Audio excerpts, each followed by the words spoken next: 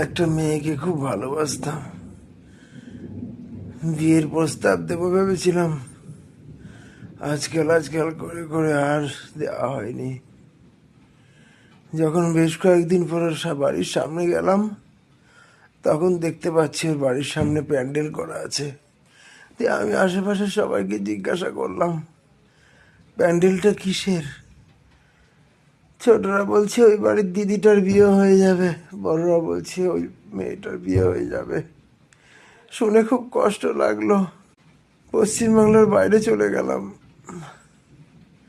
কিন্তু 2 বছর পর যখন ফিরলাম, আর যখন ওই পাড়া দিয়ে আসছিলাম, কোলে করে ভাগ্নেকে নিয়ে ঘুরতে হলো। আর মেয়েই বলছে, যাও যাও মামার কোলে যাও। এই কষ্ট আমি কাকে বলি?